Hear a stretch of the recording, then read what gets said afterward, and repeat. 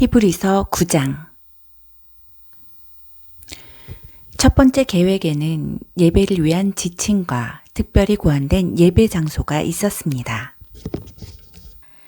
바깥을 두르는 큰 장막을 세우고 그 안에 등잔대와 상과 하나님께 드리는 빵을 두었는데 이곳을 성소라고 했습니다. 그런 다음 휘장을 치고 그 뒤에 작은 내부 장막을 세웠는데 이곳을 지성소라고 했습니다. 거기에는 금으로 만든 분향제단과 금을 입힌 언약궤가 놓여 있었고 언약궤 안에는 만나를 담은 금 항아리와 아론의 쌍난 지팡이와 언약의 두 돌판이 있었고 천사가 날개로 덮는 모양의 속죄소가 언약궤를 덮고 있었습니다. 하지만 지금은 이것들에 대해 이야기할 시간이 없습니다. 이런 것이 갖춰진 뒤에 제사장들이 큰 장막에 들어가 직무를 수행했습니다.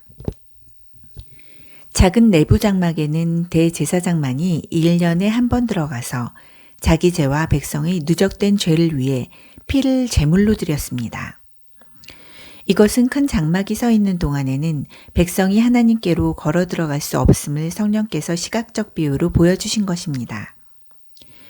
이 제도 아래서 드려진 예물과 제물은 예식과 행위의 문제에 해당할 뿐 문제의 핵심에는 다가가지 못합니다. 백성의 양심을 만족시켜주지 못합니다.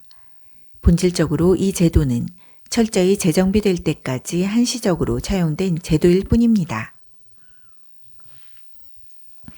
그러나 메시아께서 뛰어난 새 언약의 대제사장으로 오셔서 이 창조세계에 있는 옛 장막과 그 부속물을 지나시고 하늘에 있는 장막인 참 성소로 영단번에 들어가셨습니다. 또한 그분은 염소와 송아지의 피로 드리는 제물 대신에 자신의 피로 값을 치르심으로 영단번에 우리를 자유케 하셨습니다. 동물의 피와 정결 예식도 우리의 신앙과 행위를 실제로 깨끗하게 해준다면 하물며 그리스도의 피는 우리의 삶 전체를 안팎으로 얼마나 더 깨끗하게 해줄지 생각해 보십시오. 그리스도께서 성령을 힘입어 자기 몸을 흠없는 제물로 드리심으로 스스로 훌륭해지려는 부질없는 수고에서 우리를 자유케 하셨습니다. 그리하여 우리는 전력을 다해 하나님을 위해 살 수 있게 되었습니다. 유언은 사람이 죽어야 그 효력이 발생합니다. 새 언약도 예수께서 죽으심으로 효력이 발생했습니다. 그분이 죽으심은 옛 계획에서 새 계획으로 바뀌었음을 나타내는 표지입니다. 이 죽음으로 인해 옛 의무조항과 그에 따르는 죄가 폐지되었고 상속인들은 자신들에게 약속된 영원한 유산을 받으라는 부름을 받았으며 그분께서 이 새로운 방식으로 하나님과 그분의 백성을 화해시키셨습니다. 첫 번째 계획을 실행에 옮기는데도 죽음이 필요했습니다. 모세는 율법 계획, 하나님의 유언의 조항들을 전부 낭독한 뒤에 엄숙한 예식을 진행하며 제물로 바쳐진 동물의 피를 취해 언약 문서에 뿌리고 그 언약의 수혜자인 백성에게도 뿌렸습니다. 그런 다음 이것은 하나님께서 명하신 언약의 피입니다. 라는 말로 그 효력을 확증했습니다. 그는 예배 장소와 그 안에 있는 모든 비품에도 똑같이 했습니다. 모세는 백성에게 이것은 하나님께서 여러분과 세우신 언약의 피입니다. 라고 말했습니다. 사실 유언에 담긴 모든 내용의 효력은 죽음에 달려 있습니다. 죽음의 증거인 피가 우리의 전통 속에서 특히 죄 용서와 관련해 그토록 자주 사용된 것은 이 때문입니다.